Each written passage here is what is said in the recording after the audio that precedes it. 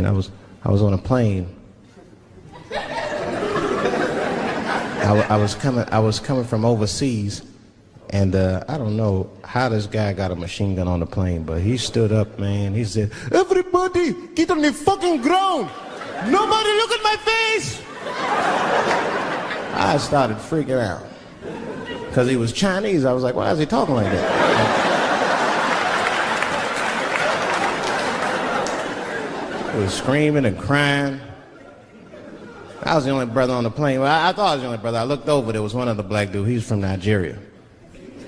I looked over at him, he was looking right in my face, man. He didn't say 2 words to me, he just looked at me, he was like...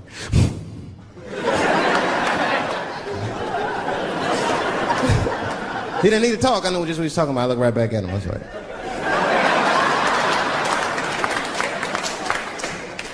Some white dudes on the front of the plane seen us, they were like, "Oh my God.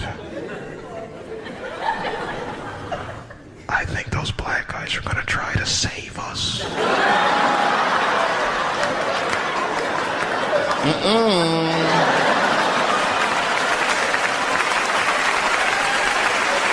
We were just communicating that we understood the situation. We were both seeing the same thing. What we understood was simple. Terrorists don't take black hostages. That's the truth. I have yet to see one of us on the news reading a hostage letter and shit. They is treating us good. We all chilling and shit.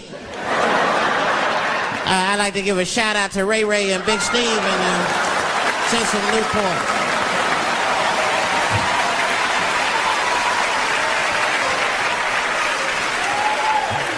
You're not gonna see it. And terrorists are smart. They know what they're doing there, you know. They terrorists.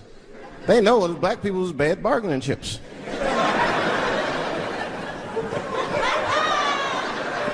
They called the White House. "Hello? We have got 5 black... Hello?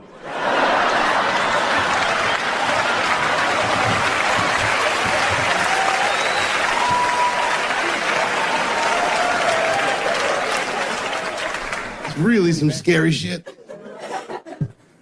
I gotta tell you, Harvey Weinstein is probably the first person that I ever looked at a photograph of and was like, yeah, he rapes. I'm not sure this motherfucker has a choice. Not a handsome man. A lot of meat and extra skin on his face. Yeah, he's ugly. You know the sad part is, he's done so well in life, he probably doesn't know he's ugly.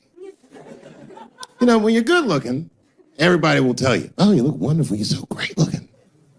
But when you're ugly, you gotta figure that shit out for yourself. It's a lot of putting clues together through the years. Why am I not getting in the club? I got all the right shit on.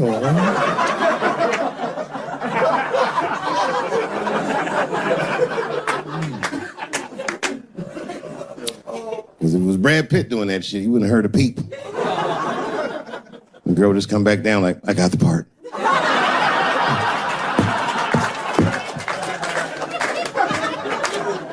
Yuck. And yet, it is important that I acknowledge, ladies, you are absolutely right. There you go. They gotta all be mindful of that, guys, because this could happen to any of us. It could happen to me. I can see that. I can see myself showing up. Hi, I'm here for my 3 a.m. with Mr. Weinstein.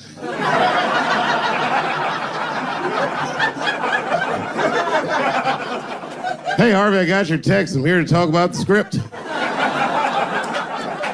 Seems like it's gonna be hard to read in candlelight, but I guess I could try.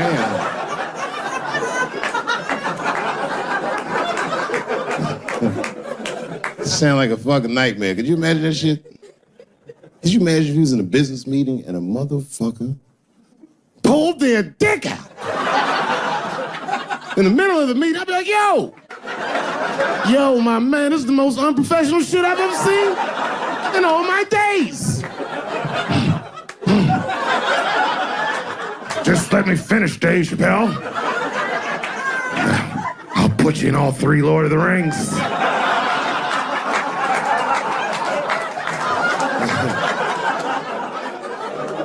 Hurry up, nigga. I have other meetings, you know. I have a 4:30 a.m. at Brett Ratner's house. And, I believe it's wardrobe fitting.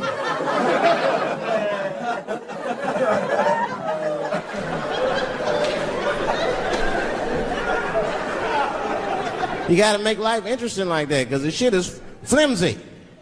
Life is flimsy. You think you're gonna live forever, you ain't not gonna live forever. It's dangerous out here. We know what's going on. I travel now, you know. I used to think D.C. had the roughest ghettos in the country. Nah, nigga, I have seen some shit now. Oh, there's some rough areas outside of D.C. Yeah, everybody should go to the ghetto. I was taken to the ghetto one time. That's the worst. When you get taken and you're not expecting to go. You know, usually you want to know when you're going to the ghetto, like, I'm going to see some wild shit. I got to prepare myself. I'm going to see something crazy. When you're taken, it's different. I had a limousine driver. It was after a show. It was late at night. It was like 3 in the morning. I had a limousine driver. He was a nice guy, talking to me and shit. Oh, hey, where you from, dog? D.C.? Word?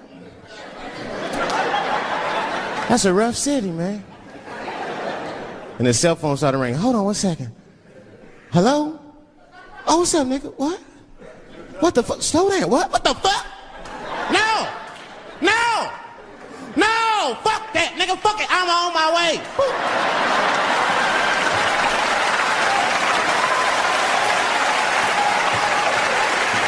Hey. I gotta make a stop real quick. At 3 o'clock in the morning. I didn't know he was taking me to the ghetto at first. I started looking out the window. I was like, what the fuck? Is gun store, liquor store, gun store? Where the fuck are you taking me? This don't look good. He didn't say shit. He just pulled up in front of an old rickety building that looked like a project. Now, I'd never been there before. I'm not sure if it was a project, but it certainly had all the familiar symptoms of a project. A fucking crackhead ran this way.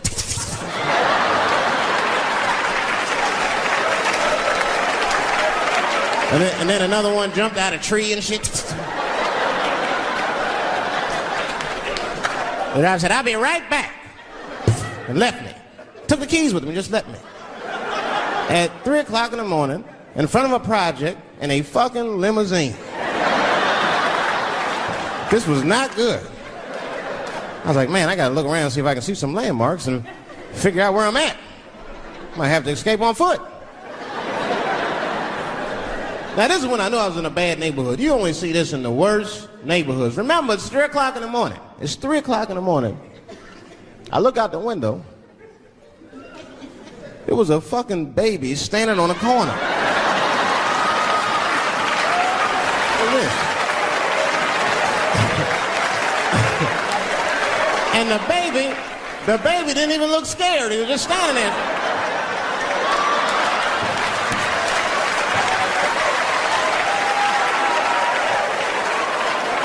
I mean, it made me sad. It made me sad, really. You know what I mean? Because I wanted to help the baby.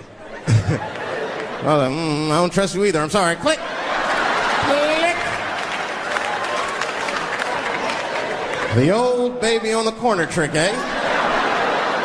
I'm not gonna fall for that shit. Where's this limousine driver? You know, I stopped feeling bad. As time goes by, I start feeling worse. Like, man, what is wrong with me? What the hell's wrong? I'm scared of a baby. And this baby could be in trouble. He might need my help. I got to do something. But I wasn't going to get out the car. I'm serious, man. I just cracked the window a little bit. There's an old limousine. I can roll it down.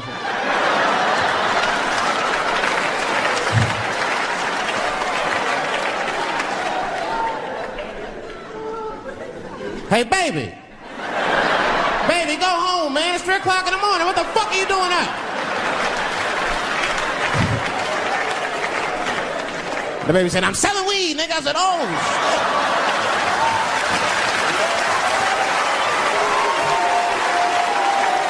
I wasn't expecting that. I'm sure I had to buy 2 bags from him to calm my nerves. Let me get 2 corners. Got back in the car and rolled me a joint, man. So, that shit was scary, man. Every once in a while, like a crackhead would come up to the car and look in the window. It was like Jurassic Park and shit. He'd be looking on the car.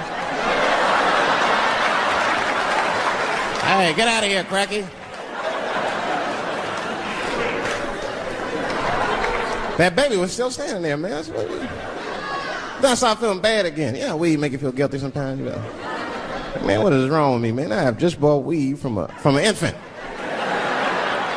I can't condone this kind of behavior. What am I thinking? I can't let the fear ruin my morals.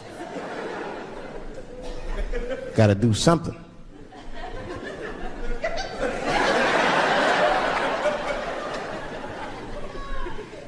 Hey, baby. Stop selling weed, all right? You got your whole life ahead of you.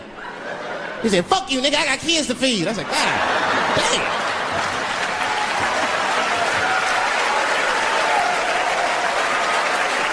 Sad. And just at that very moment, one of the crackheads was running across the street and got hit by a car. I know it was a hit and run. The police did it. That's all right, they sprinkled some crack on him and got back up. I almost protested the war in the beginning. Almost. Until I saw what happened to them Dixie chicks. I said, fuck that. If they'll do that to 3 white women, they will tear my black ass to pieces. I don't want to hear that shit. Yeah, man, they would. But I'm like, for real, why you care so much what the Dixie chicks say? It's not like they political scientists or nothing. They just bitches that can sing good. You know what I mean? Stop worshiping celebrities so much. Just don't listen, don't pay attention. I remember right around September 11th, Ja Rule was on MTV. That's what they said. They said, we got Ja Rule on the phone. Let's see what Ja's thoughts are on this tragedy. Who gives a fuck what Ja Rule thinks at a time like this, nigga? This is ridiculous. I don't want to dance. I'm scared to death.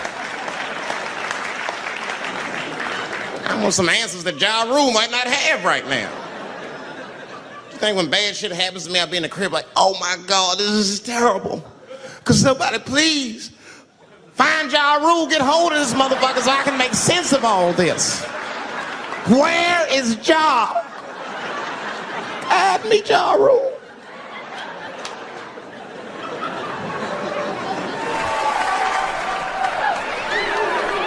Yeah, I've been seeing that kind of shit, man. It's what it is. They use the TV to program us from a young age. You ever watch like a cartoon that you used to watch when you were little as an adult? That shit is wild shit. It's some wild shit. I mean, like I was with my nephew. We sitting there, we watching Pepe Le Pew, and I say to my nephew, I said, now pay attention to this guy because he's funny. I used to watch him when I was little. And then we watched Pepe Le Pew, and I'm old now. I'm looking like, good God, what kind of fucking rapist is this guy? Like, take it easy, Pepe. My nephew was sitting there cracking up. See, sometimes you gotta take the pussy like Pepe. Like, no.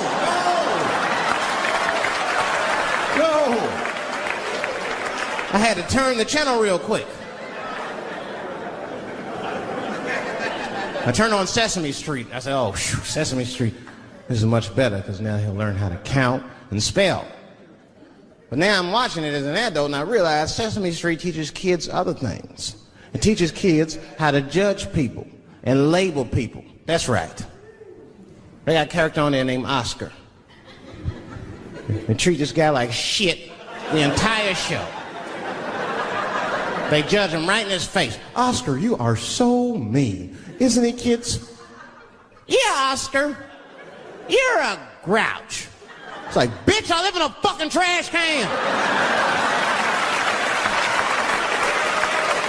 I'm the poorest motherfucker on Sesame Street. Nobody's helping me. Then you wonder why your kids grow up and step over homeless people. Get it together, grouch. Get a job, grouch. So don't even tell me how to get to Sesame Street. That is a terrible place. I wouldn't go there if I knew the way. Who would want to live in a neighborhood like that? Fucking 6-foot pigeons walking around. And an elephant that's a junkie. Hyper. Yeah, that's right, Snuffy. Hi, Bird, I'm sick. I need some smack, Bird. Then Cookie Monster with his eyes popping out his head, screaming, "Cookie, cookie, cookie!" Like, ugh. What kind of cookies are you talking about? Chocolate chips don't do that to people. And then they had the nerve to put a pimp on there. They didn't come out and say he's a pimp, but I know a pimp when I see one. They called him the Count.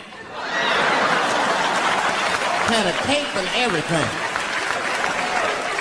You could see him pimping. Bitch, where is my money? You've been late 4 times. I've been counting. How many times must I smack you before you act right? 1, 2 smacks.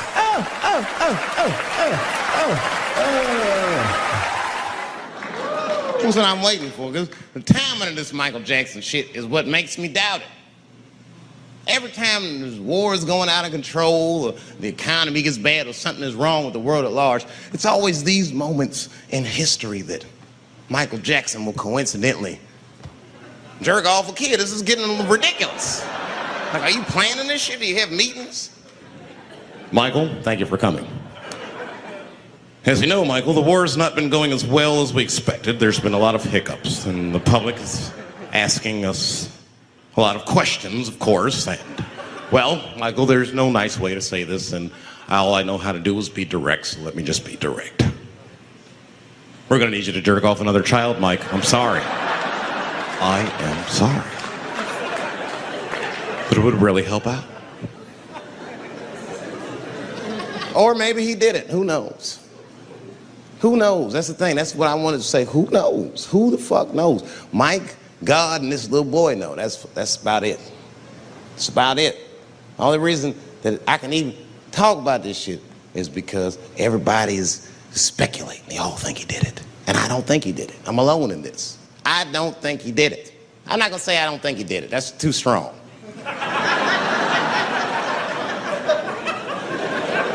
Let me just say I am reserving judgment until all the facts come out.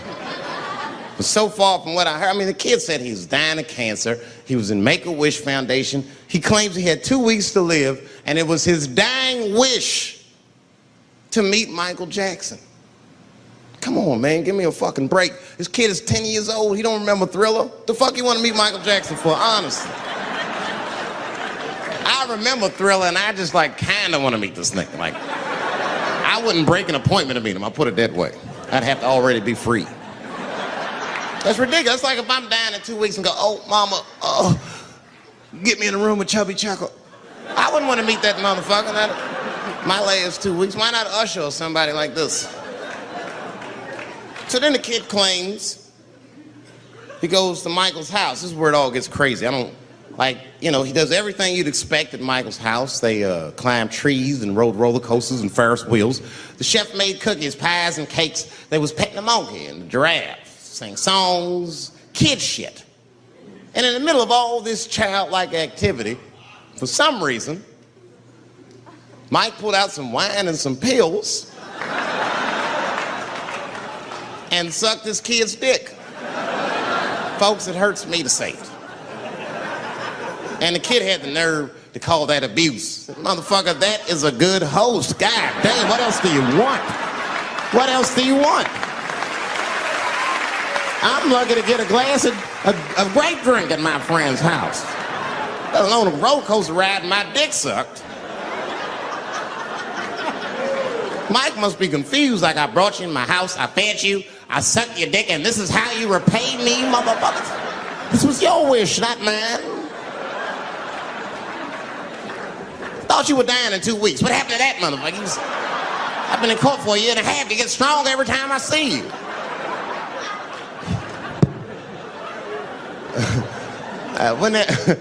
This is fucked up. I shouldn't even say this fuck. Wouldn't it be some ironic shit if they found out through this case that the cure for cancer was Michael Jackson sucking your dick somehow?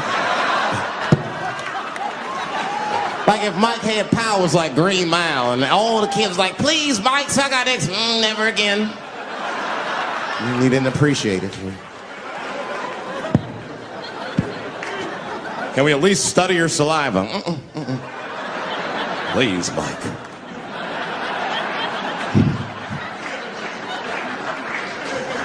Oh, my God. But there's a more important reason that I would stop doing comedy right now. And this reason is the real reason that's been percolating, and it really is the crowd, not you.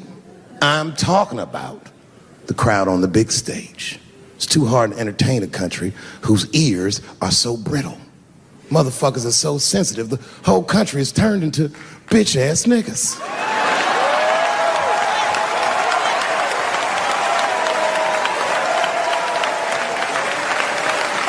Everything you say upsets somebody. But motherfuckers are just taking it too far. I don't know why or how everybody got this goddamn sensitive. You know who hates me the most? The transgender community. Yo, yeah, these motherfuckers. I mean, I didn't realize how bad it was. These motherfuckers I was really mad about that last Netflix special.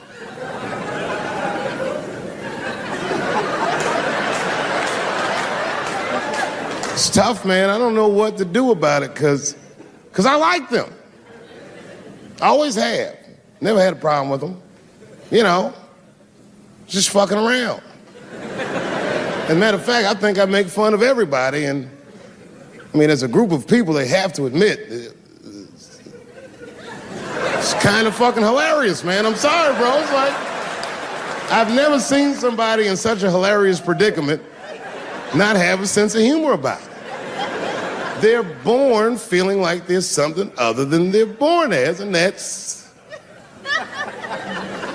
kind of funny, you know? I mean, it's funny if it's not happening to you. I believe transgenders. I don't understand them either, but I know they mean what they say. Them niggas cut their dicks off. That's all the proof I need. I've never seen somebody just throw their dick away. Don't need it.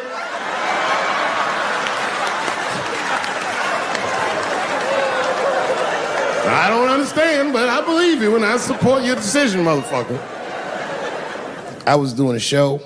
I was in Portland, Oregon, and I was checked in a hotel under the name Charles Edward Cheese.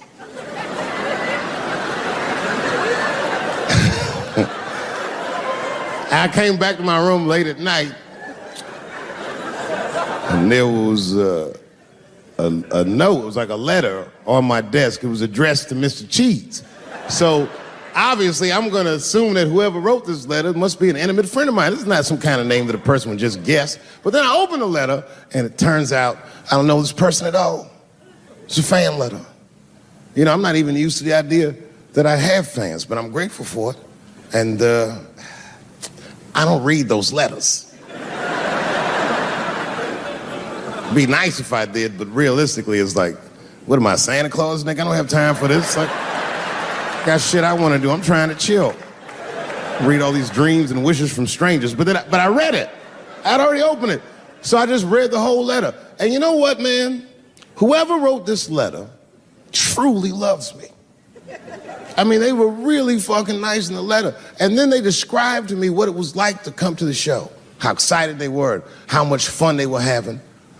And then they said that when I got to my jokes about transgenders, that they were, quote, devastated. Because it turns out that whoever wrote the letter was transgender. Now, I'm going to be real for a second. As a policy, you got to understand, I never feel bad about anything I say up here.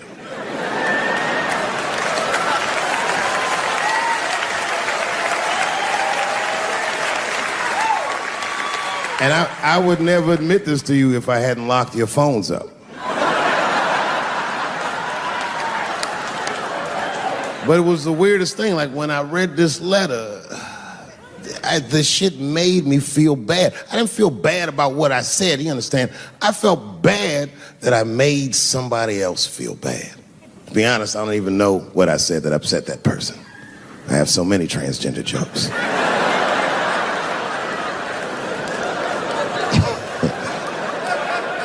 But I feel like it was probably this joke I'm about to tell you right now. And it's not even that bad of a joke. It's a true joke. I mean, it's not true, but I had read in the paper that Caitlyn Jenner was contemplating posing nude in an upcoming issue of Sports Illustrated. And I know it's not politically correct to say these things, so I just figured, fuck it, I'll say it for everybody else. Yuck.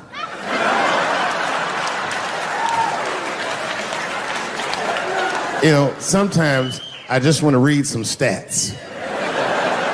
I don't know why you're going to cram some man pussy in the middle of the sports page like this.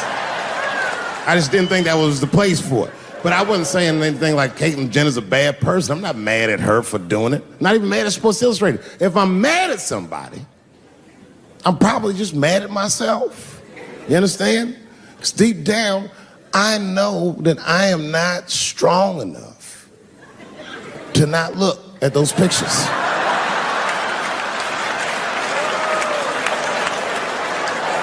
And I don't think I'm ready to see what she's trying to show me. So Caitlyn, goddamn it, if you go through with this thing, bitch, you better go hard or go home. I want you to go all the way. Hustler style. Do you know what hustler style means, miss? That means spread the lips.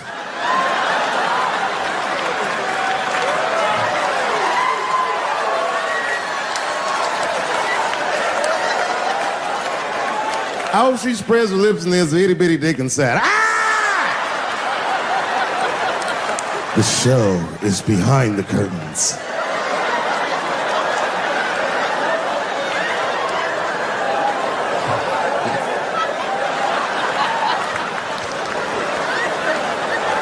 I don't know what I said that upset that person. You know, I can remember when it all started. It was when I was doing Chappelle show. When I was doing Chappelle show, I used to do the show, and then on the weekends I do like concerts and shit like that. So I'm doing a concert, and there was a couple in the front row, beautiful couple. The wife was obviously Asian. You could see it in her face.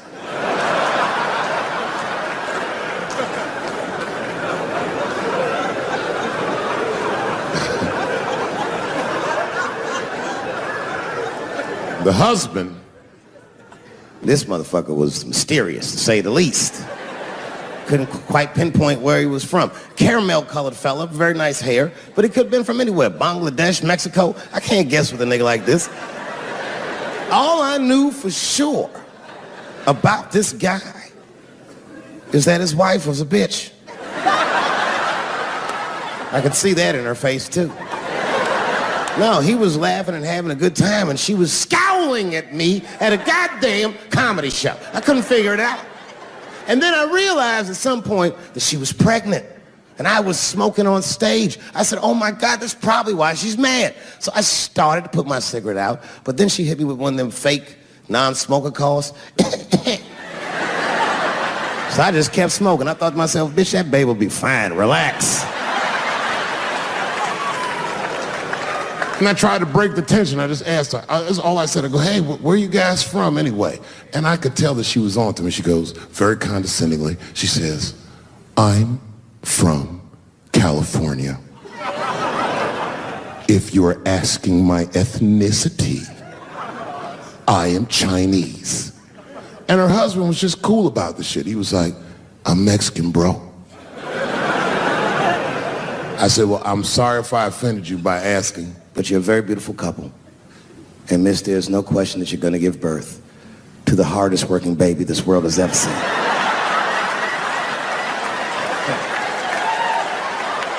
That's not a bad joke.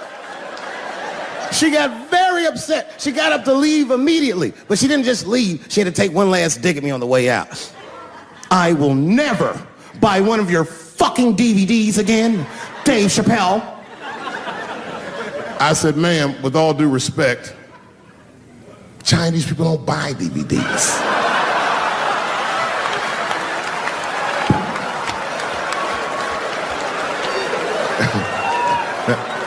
And the crowd went crazy. We were all laughing, having a good time. I didn't even think anything of it.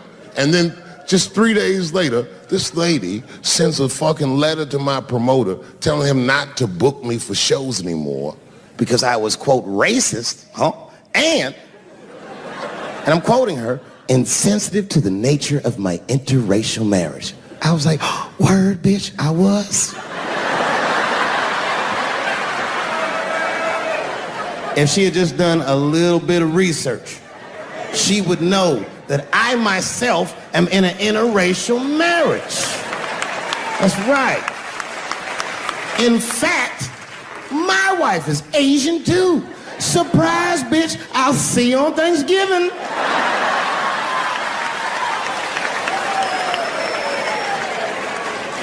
But my wife's not Chinese. She's Filipino. That's right. And our kids are Puerto Rican somehow, so there you go.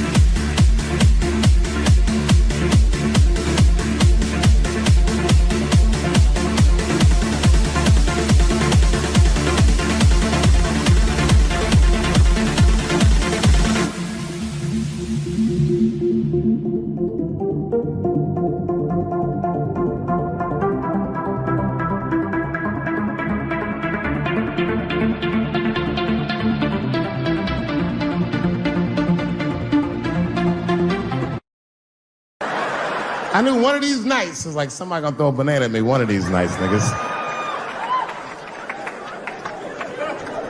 Because that's how it starts, with the name calling. Like that Paula Deen. Remember Paula Deen got fired from the Food Network? If you know anything about show business, it is really hard to get fired from the fucking Food Network. And they dropped that bitch like a hot potato. All because she called somebody an N-word 30 years before she had a show. I don't know who she said it to, but whoever it was just looking at her like, I'm gonna get you for this bitch. And she came back 30 years later like a Bill Cosby rape and sunk her battleship.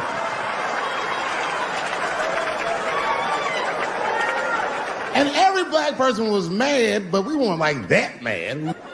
I was just like, well, how's this bitch gonna call me a nigga when she taught me how to fry chicken? That's not fair.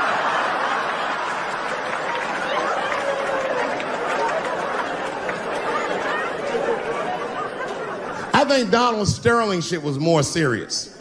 Remember Donald Sterling? He used to own the Clippers, and then he got caught on a secretly recorded tape saying some very unsavory things about African Americans. And there's a lesson in that for all of us. The lesson is, if you are old and white and racist in this great country, whatever you do, don't tell your black girlfriend about that shit, because that's who made the tape. She recorded all that shit, and the tape was terrible. He was like, stop bringing these black guys to my games. First, we're all confused, like, well, how the fuck are you gonna have a game without us? But it turned out that the black guy he was speaking of was none other than Magic Johnson, the billionaire. Unbelievable. Never even mentioned the fact that he had AIDS, which is... This guy must be really racist if AIDS is the footnote. Well, you gotta be careful, baby. He got the old Ebola.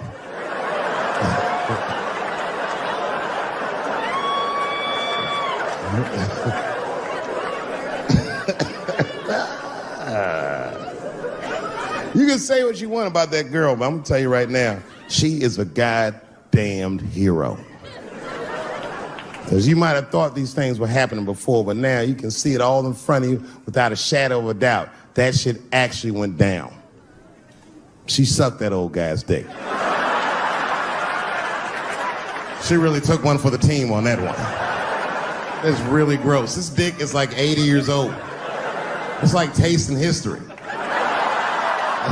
Like 5 wars on it, Civil Rights Movement, Great Depression. This guy's been fucking from 40 years before Bill Cosby's first rape. This is a very old man. A very old penis.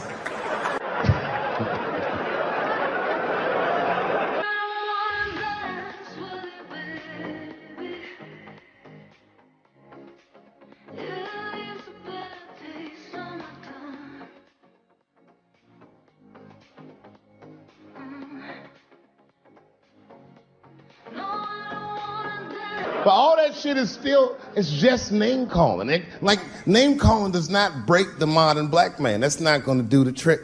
I don't give a fuck about that. Like, if I went to Kentucky Fried Chicken, Ku Klux Klan, hood on top of their head, what do you think I'm gonna do in this day and age? Run out Kentucky Fried Chicken? Not if I'm hungry. I'll go straight to the front. Hey man, let me get a 2-piece. I don't give a fuck what he says. You want a biscuit with that, nigger? I thought it came with a biscuit. What's all this attitude? I want a 2-piece. Chop, chop. You know what it is. But I'm not going to be mad. Why would I be mad? He's the one that's got to work at Kentucky Fried Chicken, not me.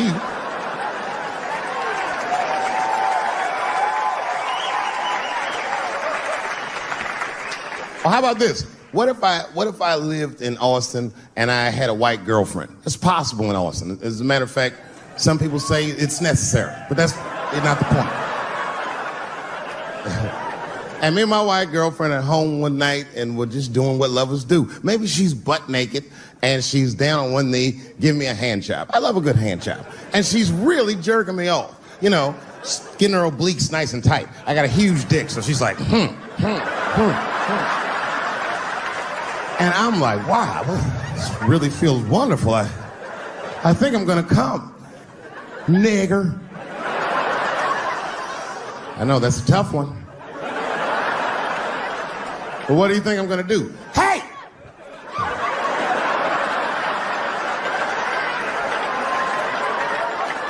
That's no time for integrity, ladies and gentlemen. I'm busting that nut in her face. I'll sort through the ethics later. But I'm what they call a man of his word. If I say I'm coming, oh, I'm coming. I don't give a fuck what happens. God forbid somebody could shoot me. If I say I'm coming, it's still like, oh.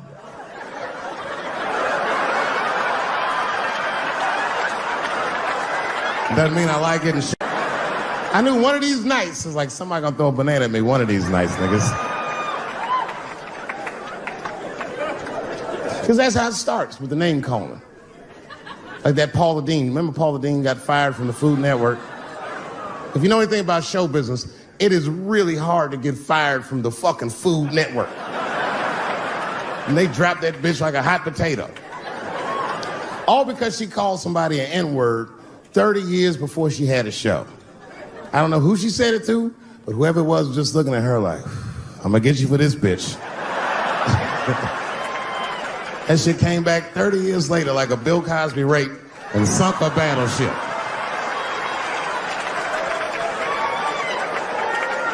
And every black person was mad, but we weren't like that mad. I was just like, well, how's this bitch gonna call me a nigga when she taught me how to fry chicken? That's not fair.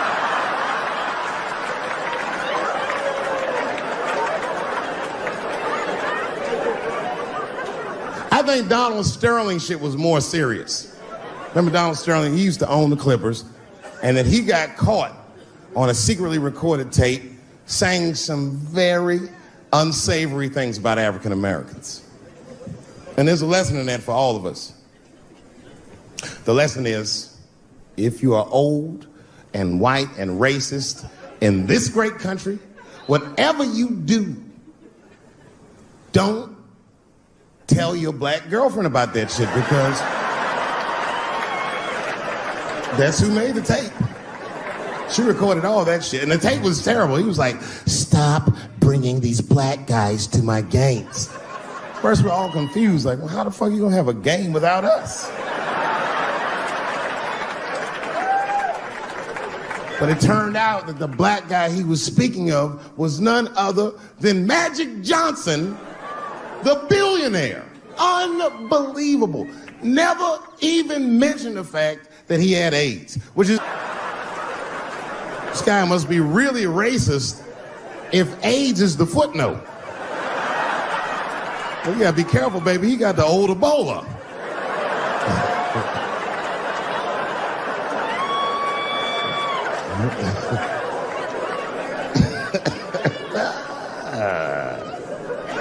You can say what you want about that girl, but I'm gonna tell you right now, she is a goddamned hero. Because you might have thought these things were happening before, but now you can see it all in front of you without a shadow of a doubt. That shit actually went down. She sucked that old guy's dick.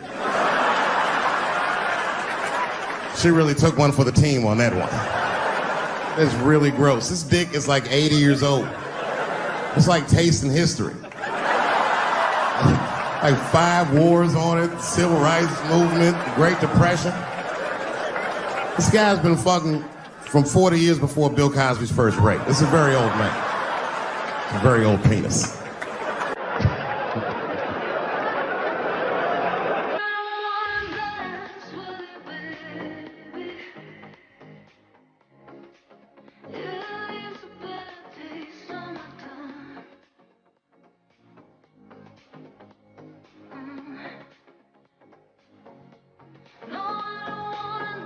But all that shit is still, it's just name calling. Like, name calling does not break the modern black man. That's not gonna do the trick. I don't give a fuck about that. Like, if I went to Kentucky Fried Chicken, Ku Klux Klan, hood on top of their head, what do you think I'm gonna do in this day and age? Run out Kentucky Fried Chicken?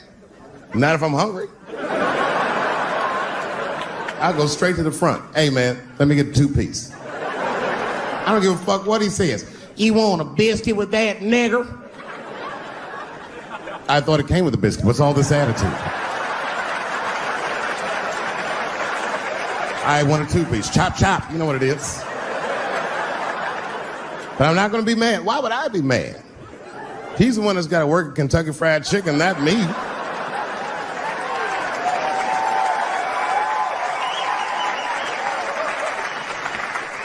Well, how about this? What if I lived in Austin and I had a white girlfriend? It's possible in Austin. As a matter of fact, some people say it's necessary, but that's not the point. And me and my white girlfriend at home one night and we're just doing what lovers do. Maybe she's butt naked and she's down on one knee giving me a hand job. I love a good hand job. And she's really jerking me off. You know, getting her obliques nice and tight. I got a huge dick, so she's like, And I'm like, wow, this really feels wonderful. I think I'm gonna come. Nigger. I know, that's a tough one. But what do you think I'm gonna do? Hey!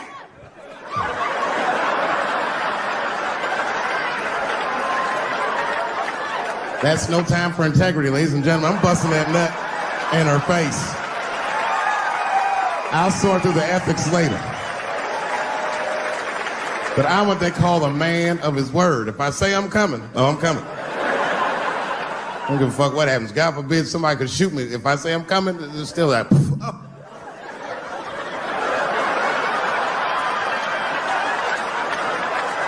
Doesn't mean I like getting shot.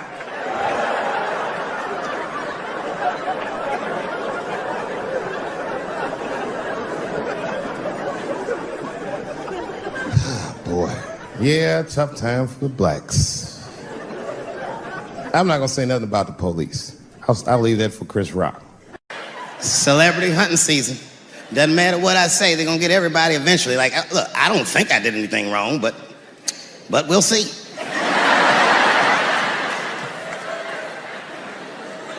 They even got poor Kevin Hart. Can you imagine such a thing? Kevin Hart, let me tell you something. It was Kevin Hart's dream to host the Oscars. That's what he told me. And I remember when he told me, because I was thinking to myself, well, that's an awfully strange dream for an African American.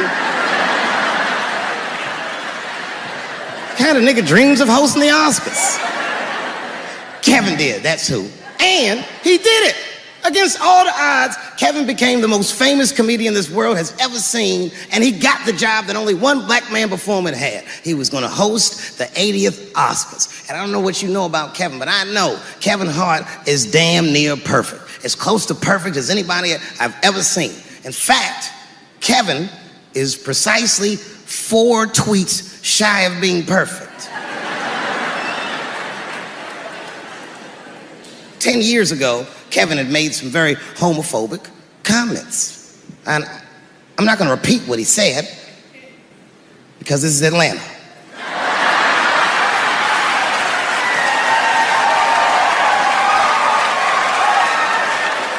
You know what I mean. I'm sure there's a lot of gay men here tonight with their wives.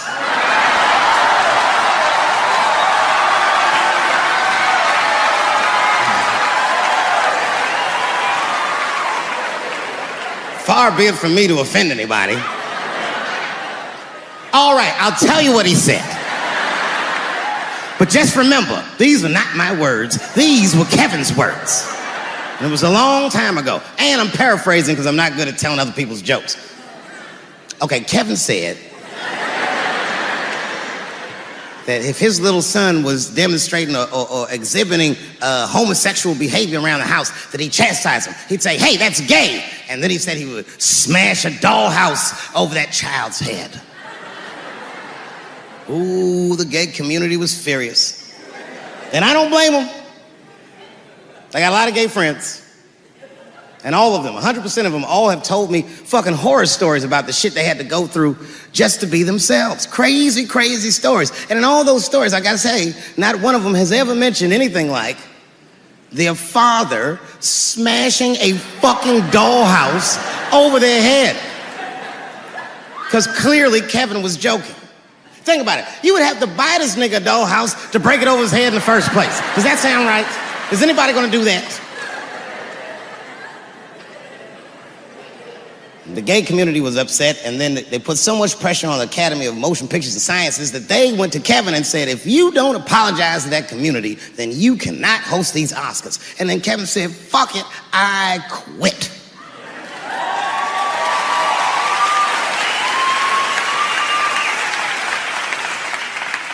And then he went on every talk show in America and apologized for 6 weeks.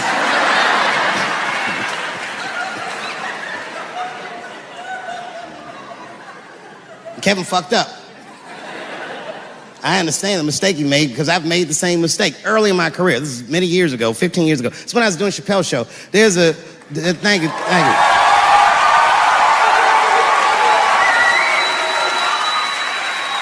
On network television, they have a department that's called Standards and Practices. This is the department that tells you what you can and cannot say on television. And if you're doing your job well, you should never hear from them. But if you're making a Chappelle show, you'll hear from these motherfuckers all the time. And remember, this is 15 years ago. I made a mistake. I didn't even know I had done anything wrong. I had written a sketch that had the word faggot in it.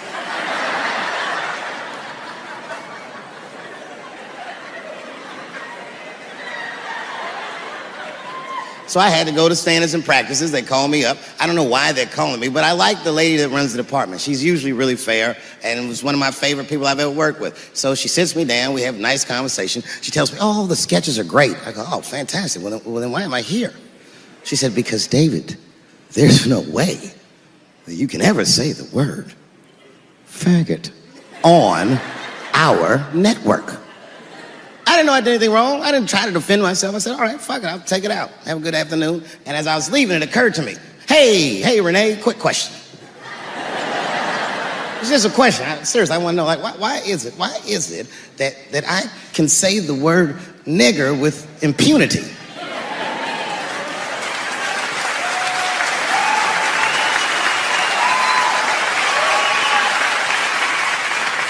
But I can't say the word faggot. And she said, because, David, you are not gay. I said, well, Renee, I'm not a nigger either.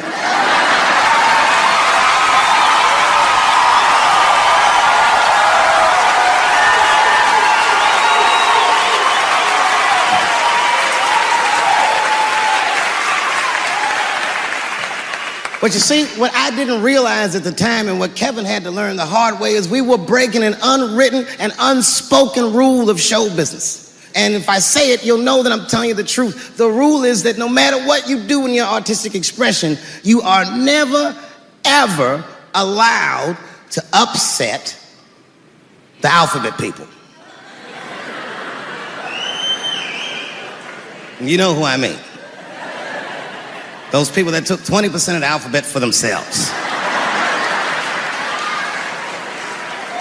I'd say the letters, but I don't want to conjure their anger.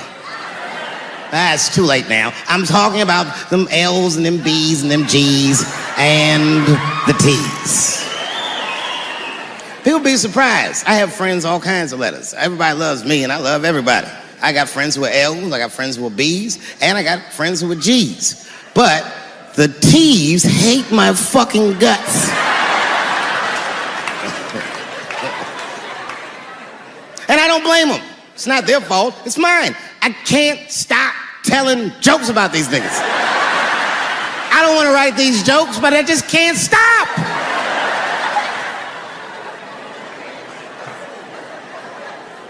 You know, you hear all those letters together all the time, LBGT, LBGT, and you think it's just one big movement. It's not. All those letters are their own movement. They just travel in the same car together. And my guess is,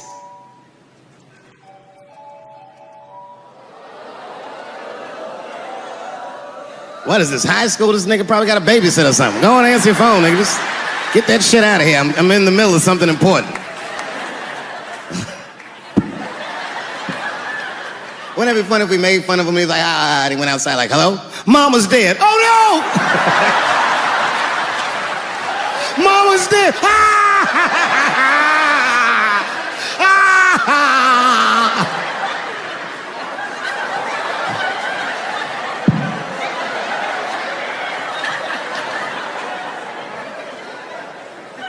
That's a weird time phone call, wasn't it? It's like his phone is gay.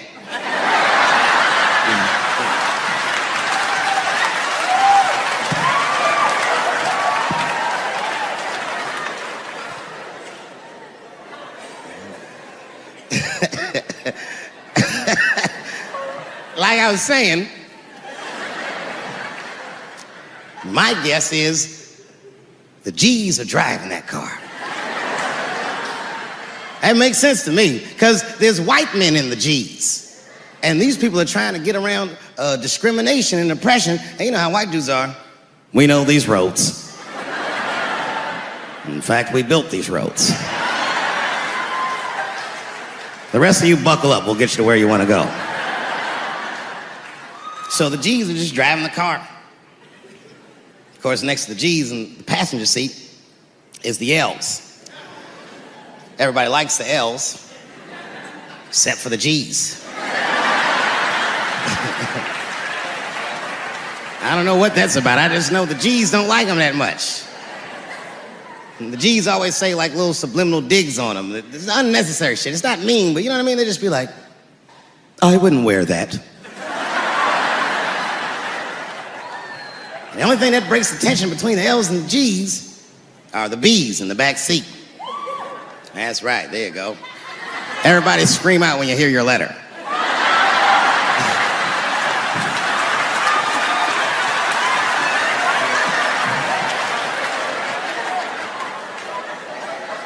If it's one thing that the L's and the G's agree on, is that the B's are fucking gross. They seem greedy to the L's and the G's, you know what I mean? They're just sitting in the backseat like, yeah, man, I'll fuck anybody in this car. What's going on, man?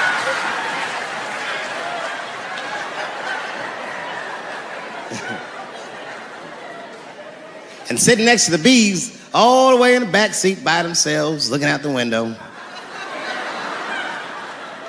That's the T's. Everybody in the car respects the T's, but everyone also resents the T's. It's not the T's' fault, but everyone in the car just feels like the T's are making the trip take longer.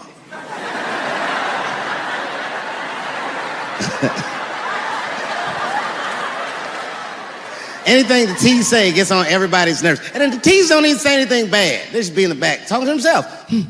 I'm hot. Shut up. Shut the fuck up, okay? Just roll the window down, you bitch. I don't know what you... What? Just said I was hot. Could you pull over at the next exit? I need to use the restroom. There is not a restroom for you for 4 states, nigga. Will you just shut the fuck up so we can get where we're going?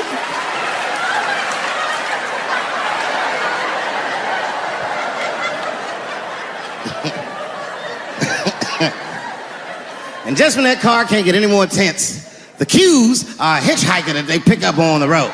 Some white dude in booty shorts is walking down the freeway.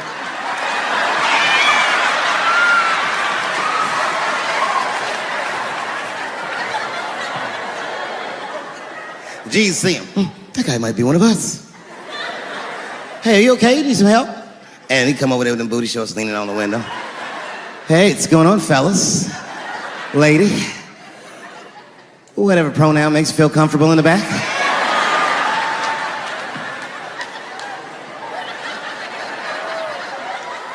Yeah. I don't really know where I'm going. I don't know if I'm gay or I'm straight or whatever. All I know for sure is that I really want to get in this car.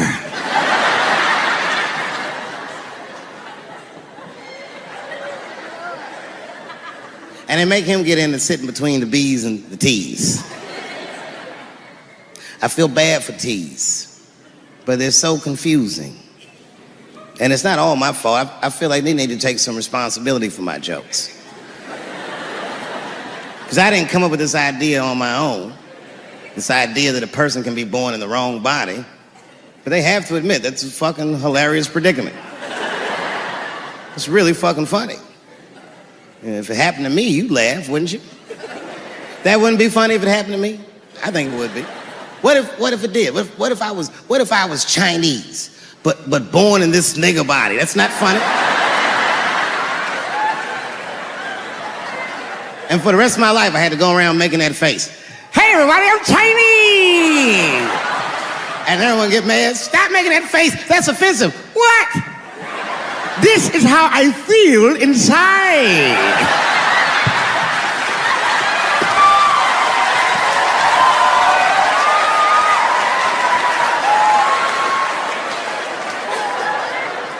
Grow up, that doesn't make me gay. I just titty fucked her. These titties are as real as any titties in LA. It's 2 o'clock in the morning, I was just borrowing a little friction from a stranger. Whoops.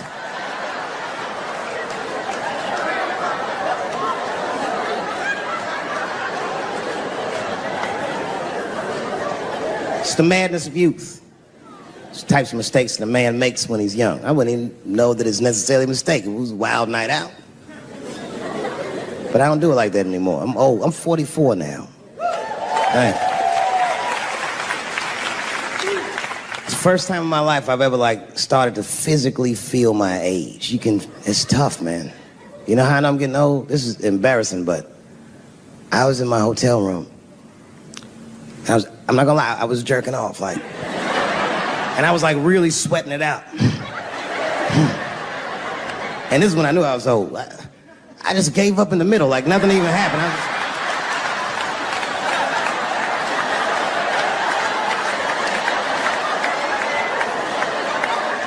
I don't like looking at my dick anymore. My dick looks distinguished. It's old, an old looking dick. It's got salt and pepper hair all around it. My dick looks like Morgan Freeman in the 90s. Without the dots. My dick narrates. Dave pulled me out and started jerking me around and jerking me around. But not with the same vigor as when he was young. He and I both knew nothing was coming out.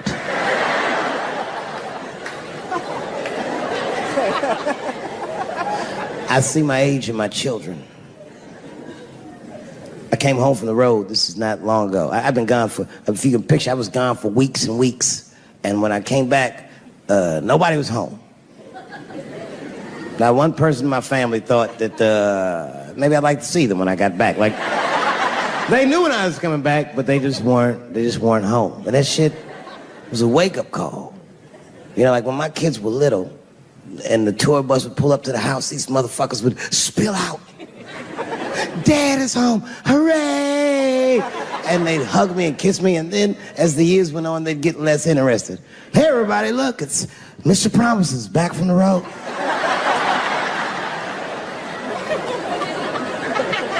But an empty house, that's some cold shit. And I went into my oldest son's room. I was like, hello, hello. He was gone. And I'd never done this to him before, but for some reason I just did it. I just looked through his shit. Just to see who this motherfucker was becoming. And I found these notebooks and I started going through the notebooks and there was all this wonderful poetry in them. Written as his handwriting. I didn't even know this nigga wrote poems. And then I looked through his drawers and I opened up his middle drawer and I found this rolling paper. And I looked down at them papers like, oh, that's where that poetry's coming from.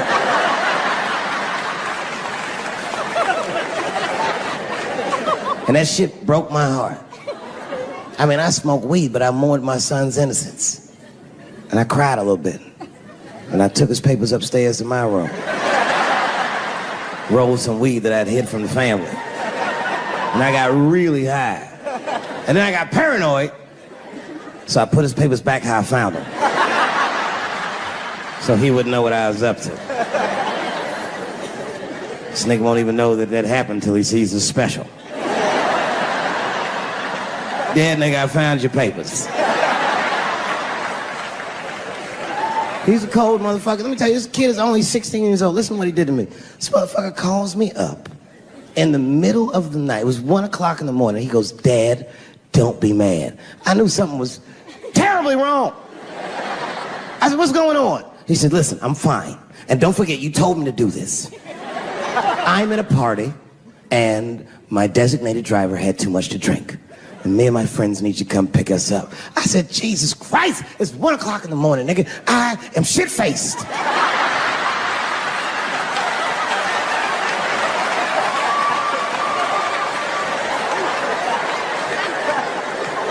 But I figured, fuck, it's better me than some kid. I might as well roll the dice and go pick my nigga up. I said, all right, I'm coming to get you. Just give me the address and I'll be right there. And then he gave me the address and I was shocked. I said, son, you are not gonna believe this, but I'm at the same party, nigga.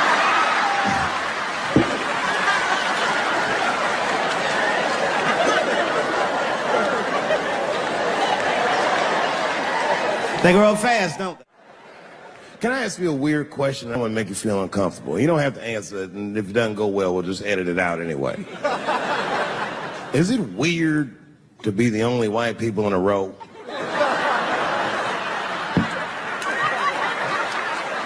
Is it weird? I mean, you can be honest. Does it feel strange? Are you worried at all? Give me your money, motherfucker. I'm just fucking around. I was gonna say. This guy got ice in his veins. He didn't even buckle.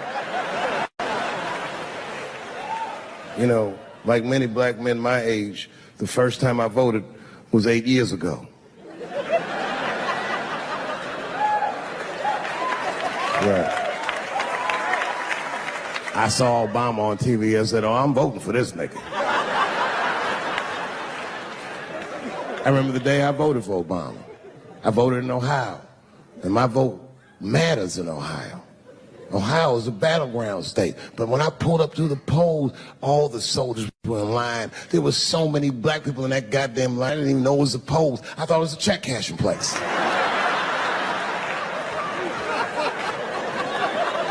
And we were hugging each other, and old people were singing hymns and spirituals. They verdict times 10 or some shit. I've never seen black people that happy. 8 years later, I'm pulling up to the polls again. This time I'm driving a brand new Porsche because the Obama years were very good to me.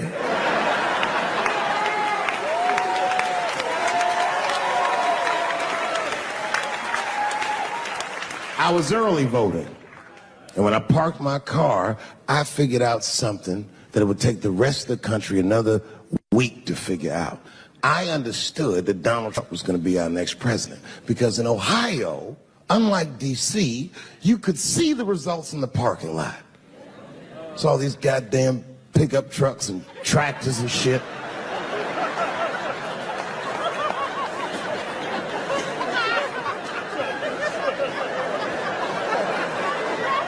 And then I walked up and I saw a long, long line of dusty white people.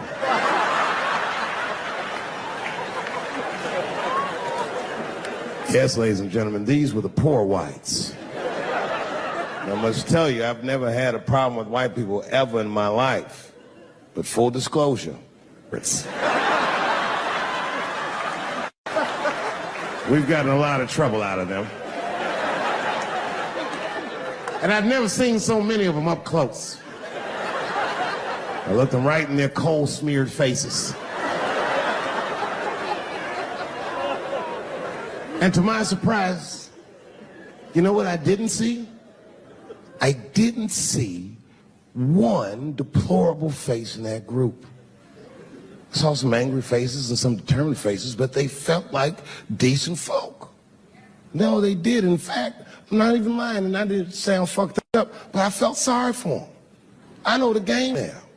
I know that rich white people call poor white people trash. And the only reason I know that is because I made so much money last year, the rich whites told me they say it at a cocktail party.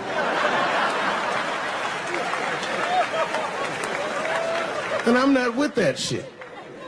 And I stood with them in line like all of us Americans are required to do in a democracy. Nobody skips the line to vote.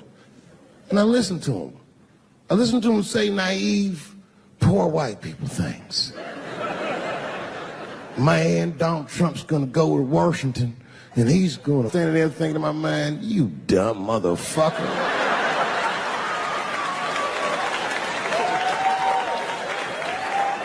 You are poor. He's fighting for me.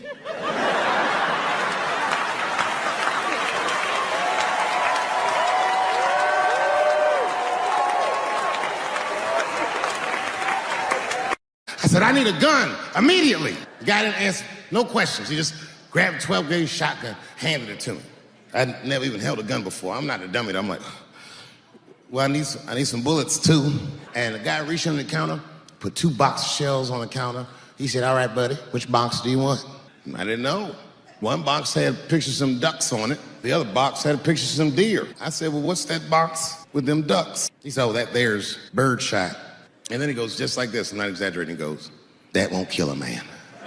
He said, it'll just pepper him up nicely. I said, what the fuck? Pepper? I said, well, what's that box with the deer on it? He goes, oh, that there's buckshot. That'll put a hole in the goddamn truck if you wanted to. So which box do you want? And he picked the one with the deer up and shook it. I thought he was trying to trick me. I was like, do you have a box with a picture of a white dude trespassing on it? Because it's exactly the strength I'm looking for. The fuck am I getting my kids vaccinated for an old-ass disease like measles? This is ridiculous. You might as well give them a diarrhea shot if you're so worried.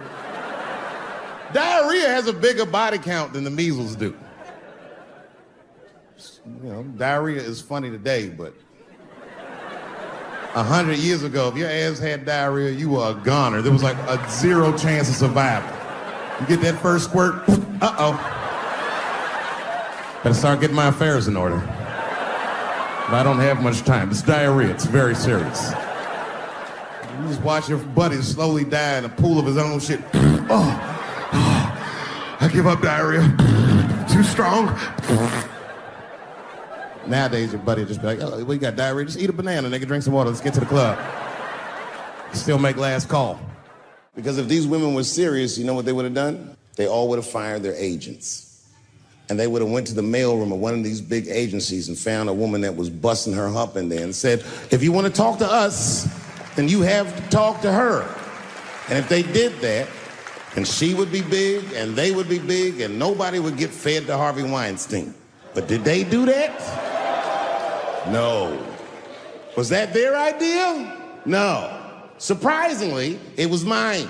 And what I think the feminist movement needs to be very successful is a male leader. I'll do it. I will. I will lead you women to the promised land. I will make sure you get equal pay for equal work. I will make sure that nobody harasses you or fucks with you on the job. I will protect all of your interests. And all that I ask for in return is that you suck my dick. You know, everyone has it hard, but I think harder than black people and harder than Arabs and harder than Mexicans, you know who has it the worst? Fat black people.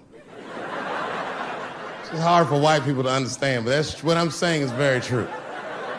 Fat black people have a really rough road, because all manner of things kill white people, but you know what kills more black people than anything, more than police and terrorism? Salt, nigga, regular ass table salt.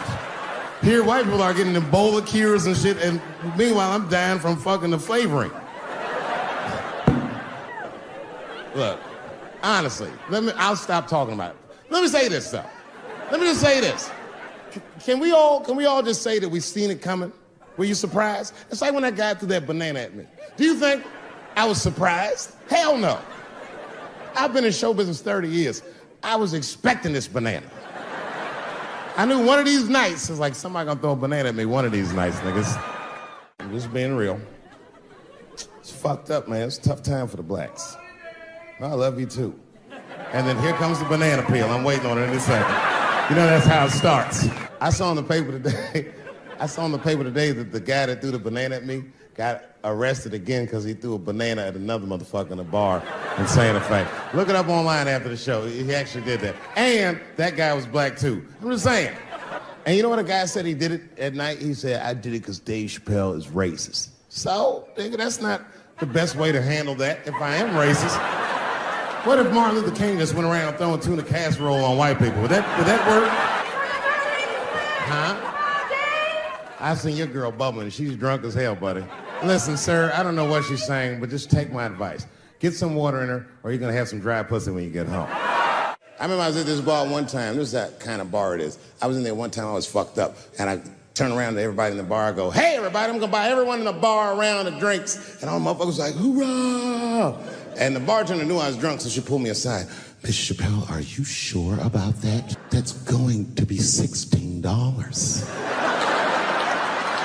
Guess who was in the bar? I thought I was seeing things. I looked across the room, and I saw the trans bitch from the picture. I said, what is a trans person doing in a place like this? This is very dangerous behavior. And she was with two big, buff, gay black dudes. I didn't know these dudes, but I know they was gay. If they had a dick in their mouth, they wouldn't look any gayer than they did just sitting there. They had 1980s gay face. You know what that is? Remember in the 80s when gay people looked surprised all the time? You think like Caitlyn Jenner's a bad person? I'm not mad at her for doing it. Not even mad at Sports Illustrated. If I'm mad at somebody, I'm probably just mad at myself. You understand? Because deep down, I know that I am not strong enough to not look at those pictures. And I don't think I'm ready to see what she's trying to show me. So Caitlyn, goddamn it, if you go through with this thing, bitch, you better go hard or go home. I want you to go all the way. Hustler style. Do you know what hustler style means, miss? That means spread the lips.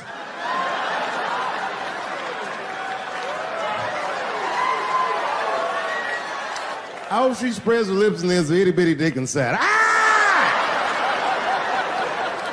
The show is behind the curtains. Gender is a fact. You have to look at it from a woman's perspective. Look at it like this. Caitlyn Jenner, whom I've met, wonderful person. Caitlyn Jenner was voted Woman of the Year. Her first year as a woman. Ain't that something? Beat every bitch in Detroit. She's better than all of you. Never even had a period. Ain't that something? Oh, I'd be mad as shit if I was a woman. I'd be mad if I was me. If I was in a BET Awards sitting there and they're like, and the winner for Nigger of the Year, Eminem, my man. You can see it. You ever have this happen? This is how confusing it is. This is the practical application of what I'm talking about. Like a guy be out, this happens to a lot of guys, you be out at a club, bar, right? You're kicking with your boys, and a girl walks by, and man, she looks good. She looks good. Not good in that classical way. I mean, you know, I'm talking good, like she got half her ass hanging out her skirt. Her titties are all mashed together, popping out the top of her turtleneck and shit.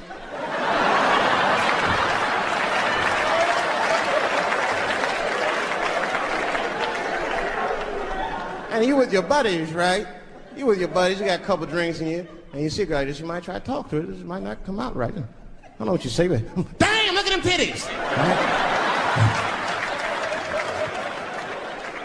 The girl gets mad and says, wait a minute. Just because I'm dressed this way does not make me a whore. Which is true. Gentlemen, that is true. Just because they dress a certain way doesn't mean they are a certain way. Don't ever forget it. But ladies, you must understand that that is fucking confusing. Just is. Now that would be like me, Dave Chappelle the comedian, walking around the streets in a cop uniform. Somebody might run up on me. Oh, thank God. Officer, help us. Come on, they're over here. Help us. I'm like, oh, just because I'm dressed this way does not make me a police officer. You understand what I'm saying? It's like, all right, lady, fine.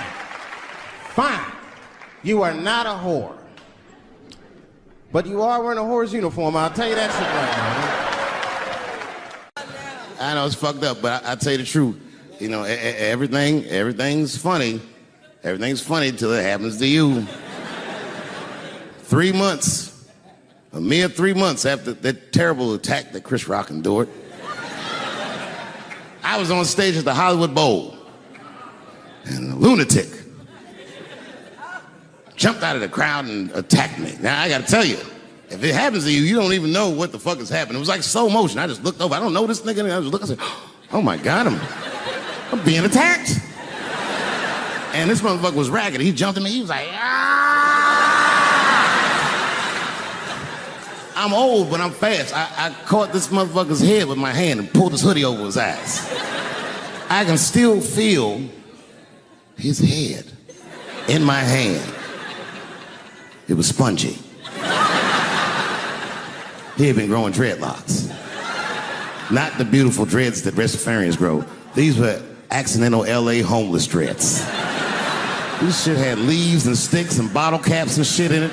Some kind of grease. I was like, ugh, like this. And then I fell down. And he knocked me all the way on the ground. And I was like, man, this is a bad situation. I don't know if I'm gonna die or what's gonna happen. But in that moment of vulnerability, you know what occurred to me that had never occurred to me before in my life? In that moment, it occurred to me that bodyguards should not wear dress shoes to work. Travis! This nigga Travis came out slipping and sliding on some kind of beautiful loafer and fell flat on his back. I said, oh my God. Now both of us are down. I gotta handle this shit myself. So I popped right back, boom. And then the kid that knocked me down, he popped out, boom, and we looked at each other and realized at the same time, I was bigger than him. And that motherfucker took off running. And I started to chase him, and I said, fuck him. And I picked the microphone up. I said, I'm gonna finish this show now. That's right.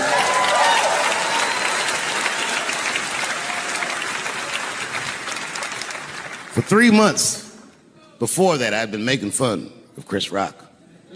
And people would ask me all the time. They'd say, Dave, what would you do if you were Chris Rock and Will Smith slapped you in the face? And to this day, the answer is the same. Well, I don't know what I would have done.